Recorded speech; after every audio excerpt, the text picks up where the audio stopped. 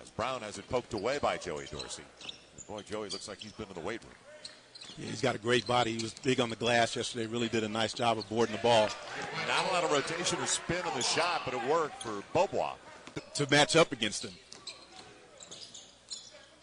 Drive and kick for Newley, and give Conroy the.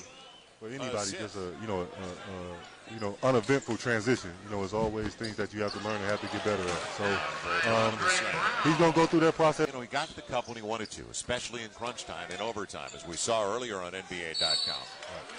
But it was interesting because I talked to Paul Westphal while the game was going on. His second season getting ready for the Milwaukee Bucks last night on NBA.com.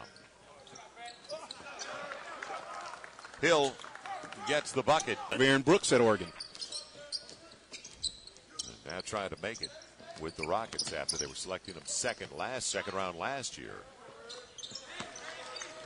Herb Hill, he's had a couple straight away, almost the identical spot. And Nick Wise and Hill really gave Arizona a formidable three-man monster there that really made them tough to guard on the offensive end. And those three guys really carried Arizona about as far as they could go in the tournament.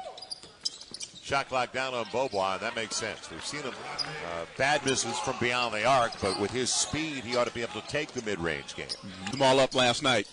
Yeah, he had a very good game, a strong game, an impressive game. Dallas under Mark Cuban here. That's summer league play.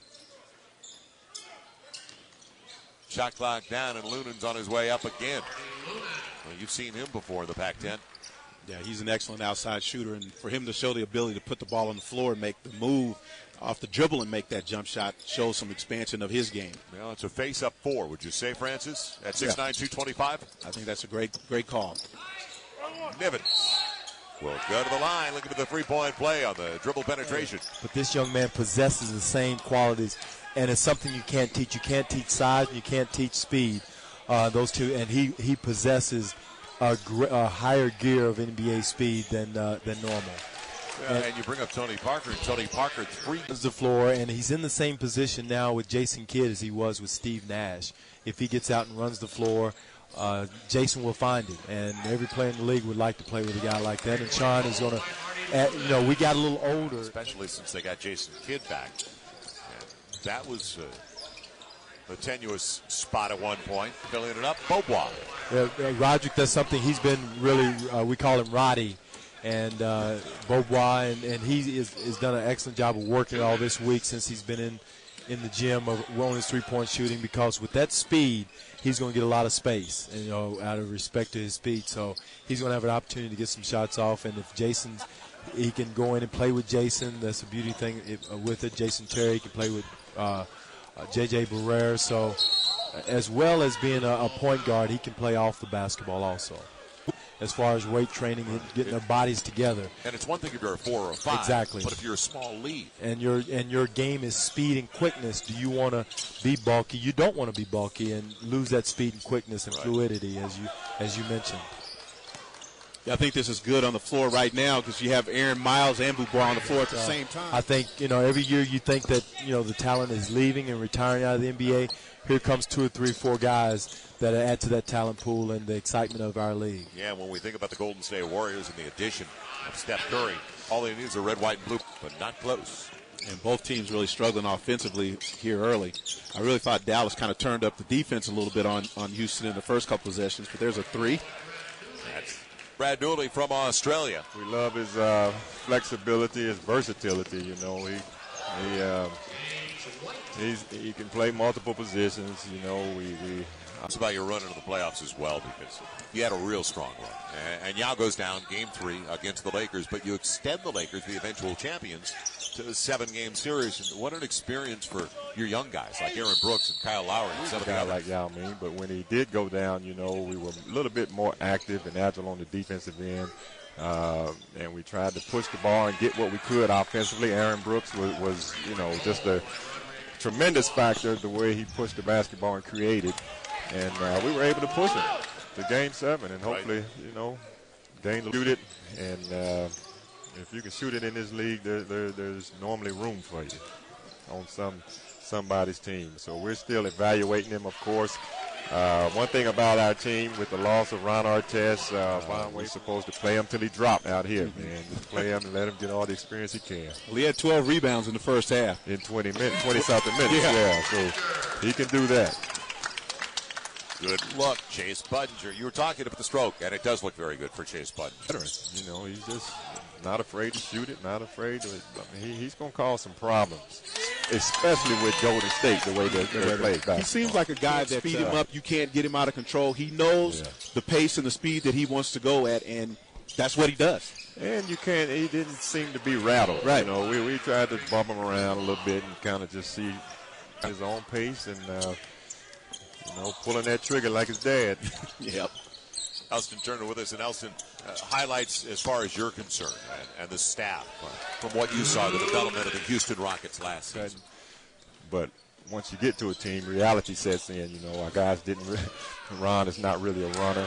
Tracy's not really a runner. Our main. Good days in Sacramento. Cowbells and all in Arco. Cowbell. You would have to mention that, huh? Hey, they are so passionate on top of the Mavericks, and we're in the opening minute of the fourth. Hosley's out there, along with Beaubois and Miles. Nivens down in the block, and Gelabella. A fairly small lineup right now. As the Houston Rockets keep Chase Budinger out there, their second-round pick, 37th overall, and Beaubois deep into the clock. He called glass. I heard him. Budinger hasn't done anything to hurt his chances tonight, Francis. No, he has not. He's really shot it well. I mean, Budinger for the Rockets with 22 points here, and then Beaubois for the Mavericks has heated up a little bit too. He's got 27. And Joey Dorsey, who's dominant in the glass, the double-double with that bucket. He's got 11 points. Played the D-League, Rio Grande Valley last year. The affiliate now of the Houston Rockets, where they're going to train. Their fall camp is going to be at Rio Grande Valley. Beaubois on cue for you. Man, he's really put on quite an offensive display here in the second half. I mean, he's really showed great range with the three early. And basically, as we were sitting here talking with Coach Casey, he talked about him in the mid-range game, and he's exhibited that here in the second half as well. A little show and go as he used the man on the wing as a decoy. Budinger. And the shot clock down on Conroy. Tough angle for Will Conroy. So the final 51.3. Got to make a decision. They use too much of the shot clock. Luke Jackson. He has struggled at times, but comes through big time. Gets it out quickly. Running out of time, Beaubois makes it interesting. 92-87. Here comes the next foul. Budinger will go to the line, fouled by Luke Jackson. Points now on 22 minutes of play. Jackson another. Timing's everything. In fact, Beaubois leads them with 34. They'll find the little guy over Newley, a little bit strong. Volleyballed out, Jackson for the tie. No. It is over in Las Vegas. So we're going to wrap it up. Francis Williams, I really enjoyed it. Yes, sir. That Thank was you. A lot of fun. Thank you very much. And we appreciate Elston Turner, Dwayne Casey, Chris Albert from the D-League coming over and joining us tonight. As we wrap it up on NBA.com, the final score once again, the Rockets 98, the Mavericks 95. Thanks for joining us. For Francis Williams, I'm Joel Myers. We'll talk to you again tomorrow at the NBA Summer League in Las Vegas.